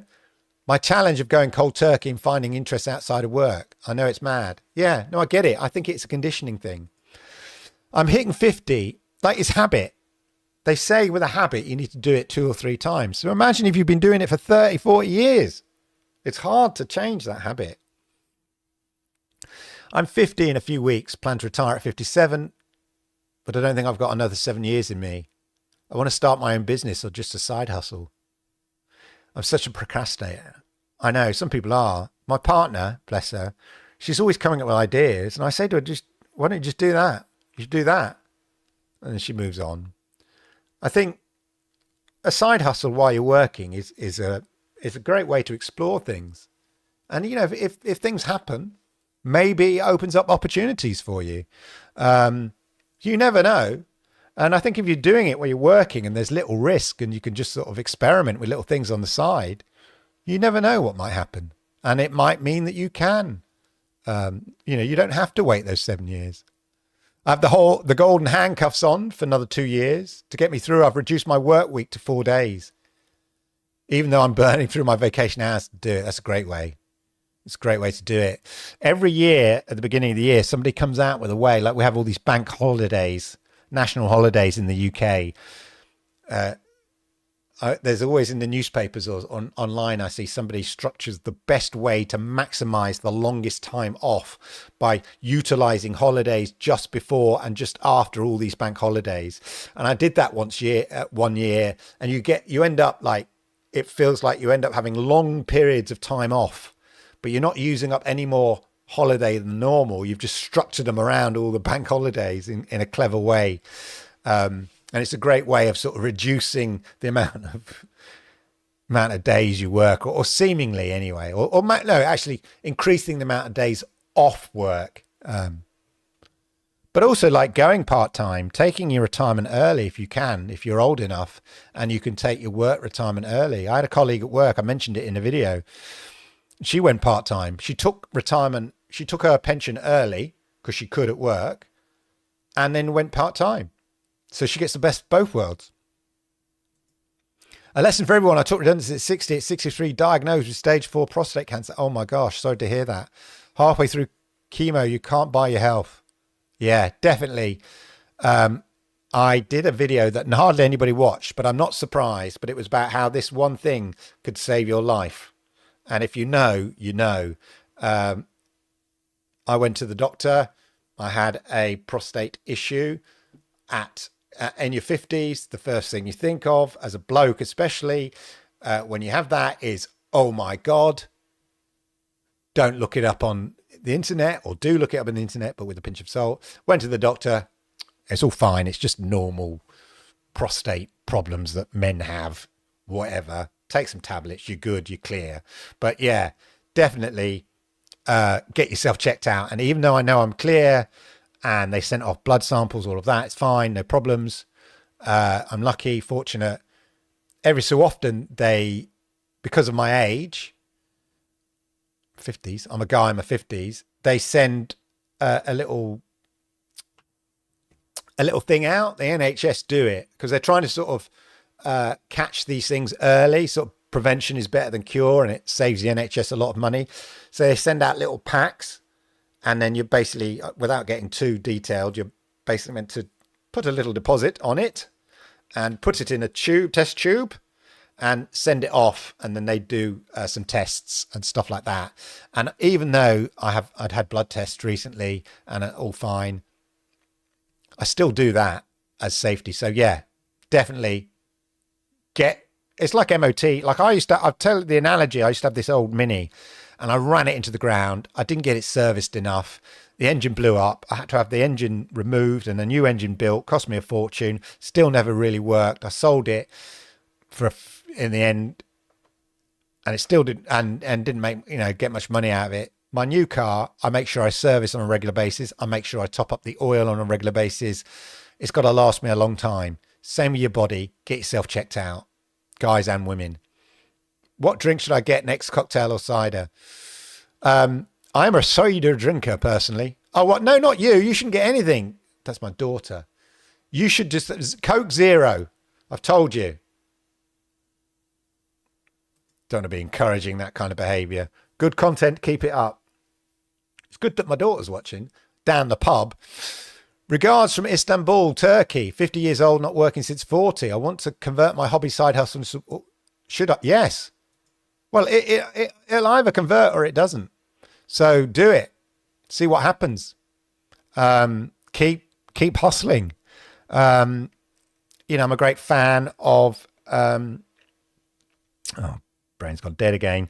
Anyway, the modern philosopher, and basically said, if money was no object, what would you truly want to do in life? I'd say Alan Watts. Maybe. Anyway, yeah, what would you do in life? Then do that. And it's easy to say, but actually that's just sort of your Ikigai in life. Ideally, we end up, I think a lot of people end up in jobs which we like, but was it your passion? Was it what you really wanted to do? Did you really want to be a systems analyst when you were 16 at school? Maybe you did. But you sort of fall into it because life requires you to earn money. And then you learn to love your job. Like I said, like some sort of Stockholm syndrome type thing or whatever it is. You know, maybe I'm being a bit over the top. But the idea, I get some people going, I don't want to retire. I love my job. And it's like, all right, in the comments. And it's like, all right, okay. And it's like I said, it's like, I don't want Spanish guitar lessons. I'm like, all right.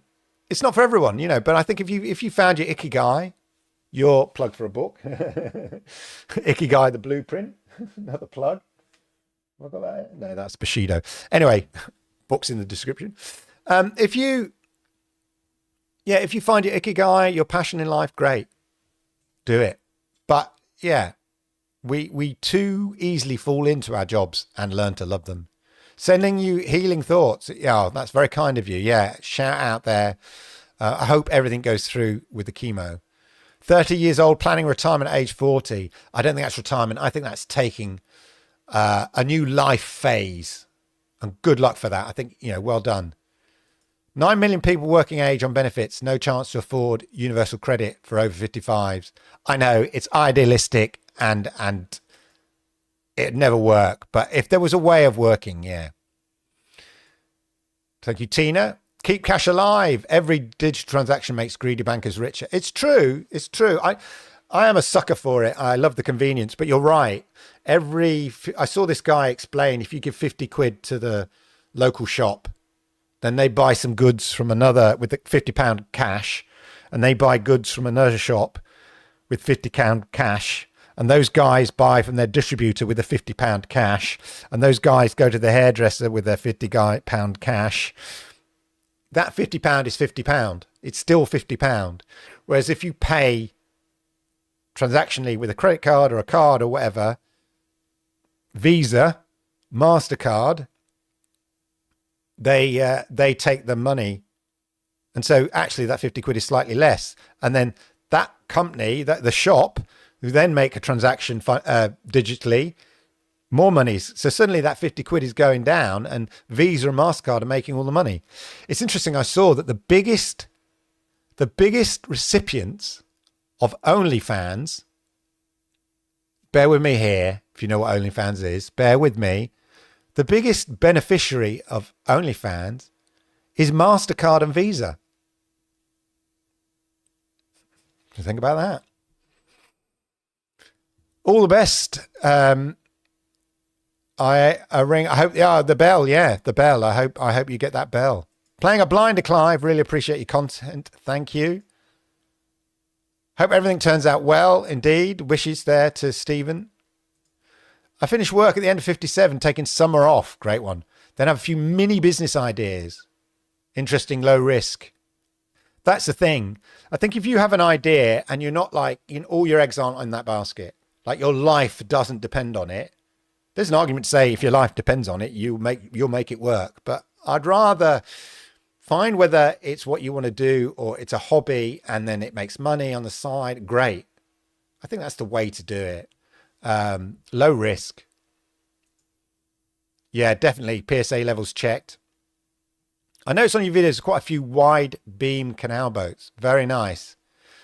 Years ago, when I was living in London on my salary, it's interesting because this is a bit like not researching your pension and just going by what you think how pensions work. Stops you from really discovering opportunities. And it's the same with mortgages. When I was working, I had a mortgage. No, I didn't have a mortgage. When I was first working in my 20s, I wanted to buy a flat. I was in London. It was way out of reach because at the time I just read, when you looked online at Barclays or whatever it was, they go, yeah, we'd normally give, mortgages are 3.5 times your salary. So I did the 3.5 times of my salary and I thought, I can't afford a flat with that. What I didn't realize is that if you research it, there are companies that would give you 4 times your salary, 5 times your salary. And suddenly I could afford a flat. And in London at the time, those flats went up exponentially. I mean, eventually when I did get a flat, I remember I had a house. I'm not bragging or anything because it's all relative. And, it's only any good if you sell a house and take the cash, but not if you move on. It doesn't have any impact. But I had a house that went up in value like 100 grand in the space of 12 months. But yeah, at the time, I kind of thought I couldn't afford a mortgage because I was just going by what the leaflets said.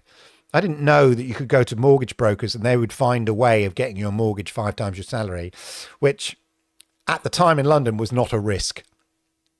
Although it was pre the great crash. But yes, I did consider getting a canal boat at the top of Ladbroke Grove. Briefly. So yeah, but now I don't know. I like my home comforts, as I said. I'm conscious of the time, so I'll try and 10 more minutes on this. Because we've been doing this for 2 hours. So yeah, I appreciate everyone's in here. Like I'm just going to say, it's amazing. This is no good. If I go live with a show like this and I've got no viewers, then I haven't got a show. I'm just talking into the wind, like King Canute or something like that. I'm shouting at the old man, shouting in the cloud, literally shouting in the virtual cloud. So I really, really appreciate everyone who's joined us tonight, all the questions, all of that. But anyway, York and Harrogate, Betsy's Tea House in York. Yes, definitely. I like York. I'm glad I found your channel. I'm 56, plan scaling down my business using some of your wisdom to forge a new path. I'm enjoying your philosophy. I wonder if you ever raved. Yes, I did. I wouldn't say I was a hardcore raver, but I was massive into rave music. I had all the compilations. I was particularly I like trance. Paul Oakenfold's Transport, one of my favorite rave albums of all time. There's a couple of tracks on there. The thing I don't like about Spotify now is that all the compilations I used to have on CD and stuff, because it's seamless, because it's all DJ'd in. It was like you went on a journey through the rave, listening to the music or whatever. And now on Spotify and stuff, all their individual tracks. So there's a pause between tracks. It's not quite the same, isn't it? You can't really listen to a compilation, a rave compilation on Spotify or something like that, because it has these stupid gaps. But yeah, I was a bit of a raver, and I used to go to, with a friend, this thing called Whirligig, which was this sort of hippie rave in London, which was really sort of mellow and peaceful, but with great rave music. And it was like so friendly, like some sort of more hippie ravey people used to bring their kids, and there was a chill out room, and at the end of it, they used to have this kind of giant parachute thing on the top, on the ceiling, and then it used to come down, and then everybody used to sort of dance under it for a while. It was pretty cool back in the day. So yeah, a bit of a raver. Sadly let down by my doctor. Oh, that's a shame. Greetings from Bedwin. Hello, just down the road. Love Bedwin. Followed your walk the other day with a wife. Great route, zero arguments, only minor complaints about my pace. If this is what retirement in 3 years looks like, we're all in. Exactly. I need to start doing some canal trips, I think, maybe from Hungerford to Bedwin. Go up that way. 10k steps today, 2 hours. Not my personal best, lol. Good for you. I can't retire until 20 years after I retire. I've read that. So many people said that. I had one saying, they're having a go at me for being a white middle-class guy, telling other white middle-class guys how to do retirement when most people can't retire. And like I said, I get it. I'm not saying that this is just, what I like to say to people, even if with negative comments, is look, this is just a guy talking about his experience. And if it resonates, which it clearly does with a lot of people and a lot of people, on this stream tonight. If it resonates, great. If it doesn't, fine. If you don't want Spanish guitar lessons, just ignore the post. You know what I mean? That's a reference to earlier. Planning on retiring next May. Would have been March, but taking the family to Florida and then a Caribbean cruise. Nice. You deserve the silver plaque. Oh, well, I'll deserve it when I get there, and I only get there through continued work and hopefully producing content. Sometimes I was thinking, I've had a crazy week. but I still managed to get the videos out. It wasn't a rush. I just took the opportunities to do it when I had it. And I thought, right, I've still got some crazy things to do this week. So I thought I need to do a video today.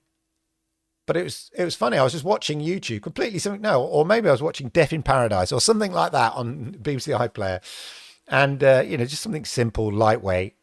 And suddenly had this idea.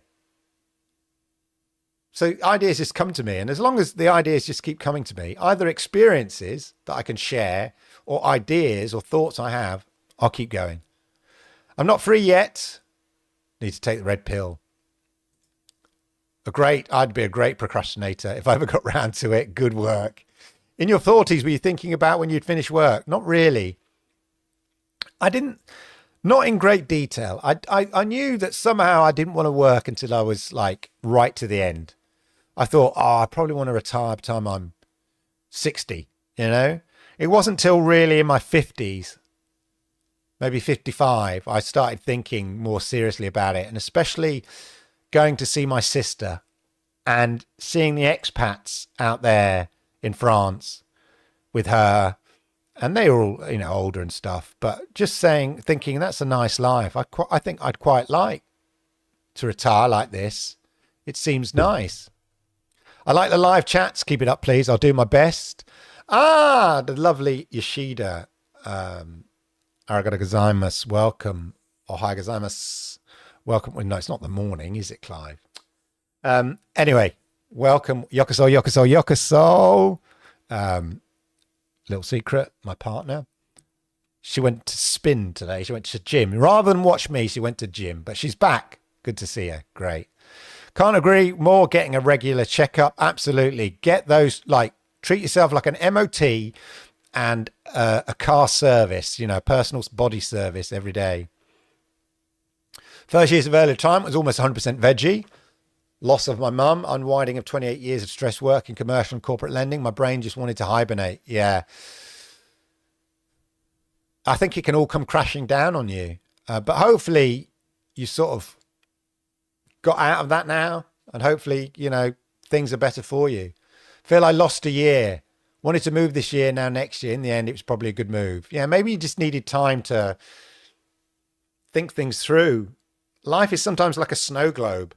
I mentioned before, that's shaken really hard. And then when you retire or something happens like that, or you lose somebody, you just need time for the flakes to settle down, and then you're good.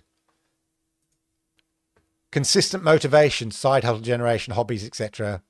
Yeah, I know. I had plans for certain hobbies and certain things, and they just didn't happen. Which maybe that's because the passion wasn't really, really there. I think you find it. When you find something you really enjoy doing, you'll just do it. I wouldn't stress too much about it. But do it. Do something. Do stuff. Experiment. Literally throw stuff at the wall. Not literally, that is wrong, sorry. Figuratively speaking, throw stuff at the wall. See what happens. I'll reach out to you about coming to Poland. Thank you. I'll be glad to tour you around my USA made vehicle. Good stuff. Thank you, Blake. Scott Blake there. Great channel, just subscribe. Thanks very much for the sub. Ciao ragazzi from Italy. Wow, ciao bello. Molto bene italiano. That's all the Italian I know. I love Italy. I tell you what, when in my 30s, when I went to Rome, I also went to Sicily on my own. On my first holiday in my 20s on my own. It was strange. Not Sicily. Sicily was wonderful. Holidaying on my own in my early 30s it was. It was an interesting experience.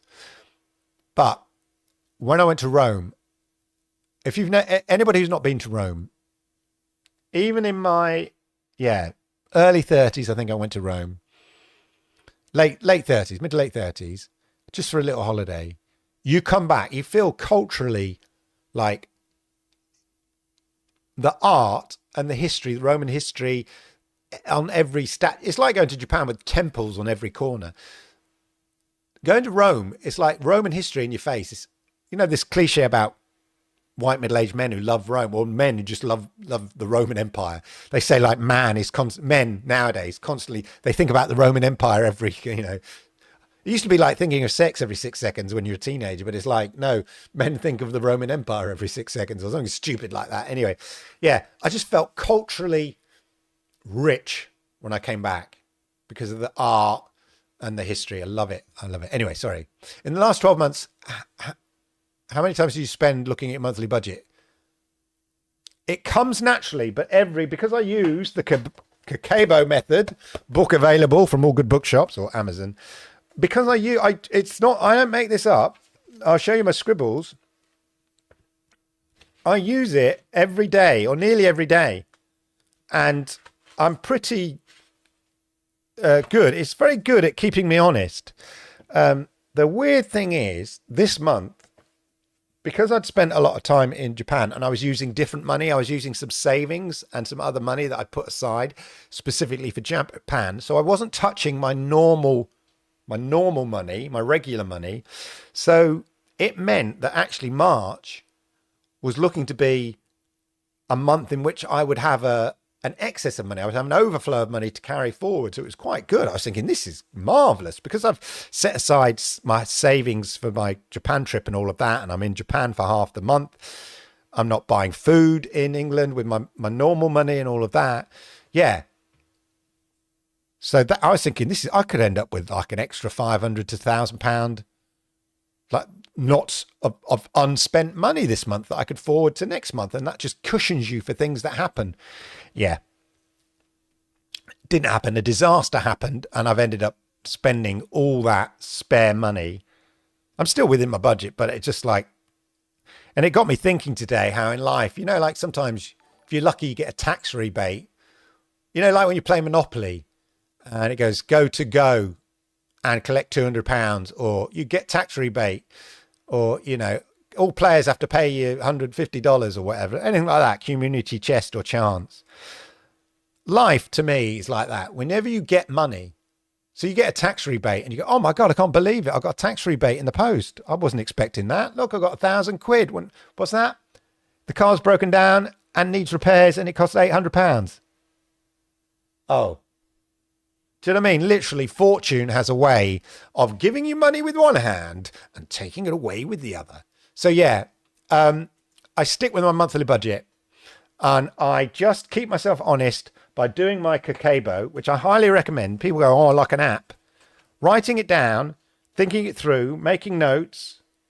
I got here, look, you can read it. It's just scribbles because it's just for me, but it's, look, going to Japan. So minimal on personal account and stuff like that. Just keeping notes. And then every day listing my expenses as and when. I just open my banking app and write down what I've spent because it's all cashless, as I mentioned normally. So yeah, definitely. Just joined at the trance stage. Love that era. Exactly. Oh, B, I wonder what you're going to say there. Watching from Northern California. Hi there. Lunch break. You're inspiring. Thank you very much. Any Gen Xers on here used to go to the church at King's Cross. Was that not the Whirly? Was that not the Whirly gig? They moved it. I can't remember. I did go to one in King's Cross. There was one at the town hall in King's Cross. I think, and it changed to a hall in Hammersmith in London. And then I think the Whirly gig moved.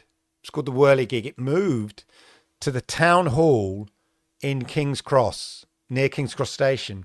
I can't remember. I did go to a rave in a place in King's Cross. When I went there, it's full of prostitutes and crack and all that kind of stuff. Now King's Cross is very nice. Very nice. Not so much now. I did used to go to the Scala Cinema in King's Cross and watch an all-nighter. They used to do like a triple bill, or they did a Monty Python all-nighter. All the Monty Python films in a row from midnight right through to the morning. If you know, you know. Resonates with me, Clive. I've been watching most of the past year. Really enjoyed it. I can't retire till 61. I'm okay with that. But earlier than a lot. Yeah. Great channel. Do you get fear of missing out, such as missing out on a meeting with friends? No. In fact, working, sometimes you're too busy or too tired. I'm going to a gig. I won't say what it is, but initially, it's a Japanese band, put it that way, Japanese group, and they're coming to the UK. And I mentioned it to my partner, and she said, "Oh, let's book it, book it." And I was thinking, really, I just feel a bit awkward, like I feel a bit old and all that kind of stuff. But then when I got back here, and I was thinking, looking at it, and I was thinking, come on, Clive, practice what you preach. Life is about getting experiences. Yeah, throughout your life, you said, "Nah, I can't be bothered," and then you miss out. So say yes. Say yes to more, not yes to everything. Say yes to more. So I'm having to consciously now retire and a bit more relaxed and chill. It's like, no, say yes. I get these invites. As I said, I'm going up to see these guys called the Middle-Aged Vandals. There'll be a video all about it. And they're like a boxing club for middle-aged men. And they invite me up to see what they do. And it's all the way up towards like Liverpool way. It's like a 3.5 hour drive. Now, years ago, I would have said, nah, mate. Can't be bothered. I've got all the time in the world. So yeah, that's happening. So yeah, say yes. So I don't feel, in fact, I feel the reverse. I don't feel like missing out. I never really went out with my mates that much anyway from work. You should follow Fatboy Slim on music. He does live mixes quite regularly. I'll do that. His Brighton Beach set is on there too. Oh my God, that was incredible. I didn't go there, but yeah. I think, I can't remember if I've seen him at Glastonbury many years ago. But yeah, I quite like watching sometimes. There's a thing called the Boiler Room. And I went through a phase last year of listening to Chase and Status, which I really, really love. Even at 57, right? If you know, you know. It's not for everybody. But Chase and Status, I love it. I love their music. I have it on Spotify, and sometimes if I want to get like motivated or stuff, I love to that. I love it. And it's interesting because there's a couple of tracks that they've got which my son quite likes, and so when they come on, when it comes on his playlist in the car, it's like a crossover, my son and me, and we're like shouting in the car, you know. I was about to sing a song, but I can't remember. But anyway, yeah. Very interested in Japanese philosophy. Would it be better to read First Principle or Kaizen or Ikigai? Doesn't matter. They're both very different. I think Ikigai is about is in very simple terms, it's like a Venn diagram. Although somebody pointed out to me a Venn diagram can't be 4 circles. Anyway, but it's like a Venn diagram. You want to make, in very simplistic terms, you want to make money. Yeah, so you've got to earn a living. You want to have purpose in life. So something you love doing. And then finally, something that offers value to culture and society, sort of thing. And if you can bring those 3 circles together like a Venn diagram, there's a 4th one as well. You can bring them together, but it's not a Venn diagram with 4 circles. But if you can bring them together, that bit in the middle is your Ikigai. So yeah, it's very interesting looking at life like that, trying to find, and it makes you stop and think about your job. You need to earn money in a circle over here and your job over there. If you can bring those and what you love doing over here, they're sort of separate, disparate things. If you can bring them together somehow, that's the ideal. As I said, the philosopher, let me just check. My brain's gone dead. I've quoted him before so many times, but when I'm doing these things, my message, my brain dies. But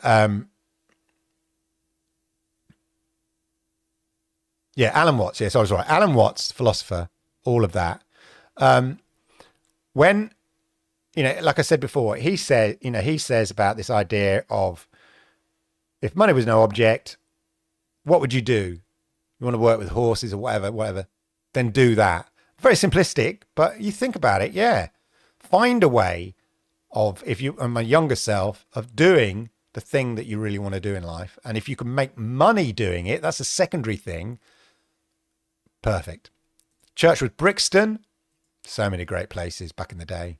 Went to underground raves in San Francisco in the 90s. What a trip they were. Empty buildings, warehouses. Yeah, I never went to any of the flyers, the kind of M25 ones when it first kicked off. You used to get phone calls or whatever, or text message, not even text messages. meet up at a service station, and then it's like, yeah, back in the early days. No, I'm not singing a song to end the chat. Because I can't remember any. But yeah, definitely chasing status. I think that's it, ladies and gentlemen. We're there. We've got through the chat. Oh my God, I can't believe it. That's 2 hours of chat. Anybody who knows me are going, is that all, Clive? Yeah, I love a chat, especially about things that I'm interested in. And hopefully you do as well. And hopefully you enjoyed the journey. Thank you so, so much for joining me live. I really get a kick out of doing these, and I hope you've enjoyed them. I'd love to do them more, but as I said, I don't want to oversaturate. But let me know your thoughts in the comments down below. Have a wonderful, wonderful week. I have another video, of course, coming out on Wednesday as per normal. Check out that. I will be having my interview with the couple who live on the houseboat coming out perhaps next week on the Monday. Listen out for that. Check out all my books and stuff if you're interested in that. Kakeibo, all of that.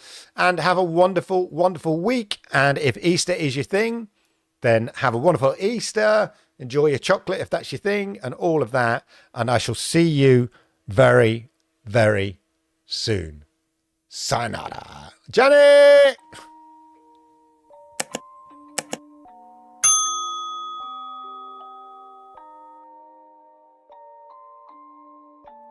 Rage on that beat, going crazy.